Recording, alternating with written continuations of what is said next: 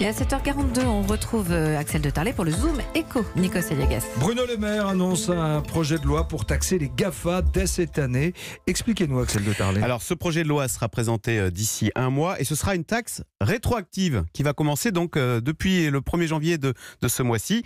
Donc, toute la difficulté, on sait, pour taxer les GAFA. Alors, GAFA, je rappelle, c'est Google, Amazon, Facebook et Apple. Toute la difficulté avec ces entreprises, c'est que les bénéfices sont insaisissables, parce que vous savez, par un tour de passe-passe, ils s'envolent dans les paradis fiscaux. Donc on va taxer l'activité, on va taxer les ventes, le chiffre d'affaires réalisé en France jusqu'à 5%. Et puis il y a une deuxième contrainte avec cette taxe, c'est qu'il faut frapper uniquement les géants d'Internet, pas les petites startups installées en France.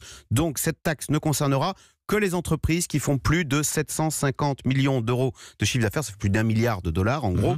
Donc Bruno Le Maire a dévoilé cette mesure hier dans le journal du dimanche. L'objectif, c'est de récolter 500 millions d'euros, de calmer ainsi un peu la colère des gilets jaunes contre les inégalités.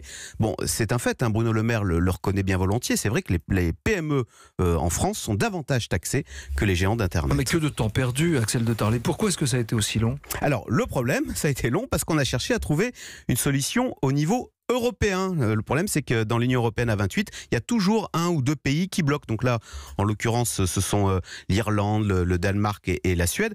Et c'est quand même d'ailleurs problématique de voir que l'Europe est incapable de faire aboutir cette taxe sur une optimisation fiscale qui est pourtant flagrante. Ben, vous voyez, on est paralysé. Alors c'est un autre dossier, mais sur le plan industriel, là, on est beaucoup moins paralysé. Vous avez remarqué, c'est quasiment fini. La fusion entre Alstom et Siemens va être retoquée par Bruxelles au nom de la concurrence. Là, pour le coup, l'objectif, c'était de créer en Europe un géant du train pour que demain, les TGV et de l'emploi soient encore européens. Franchement, quand on voit, on aurait quand même aimé le contraire, c'est-à-dire de voir une Europe capable de faire aboutir une taxe contre les géants américains d'Internet, et l'Europe qui applaudit, qui encourage la création d'un géant européen du train.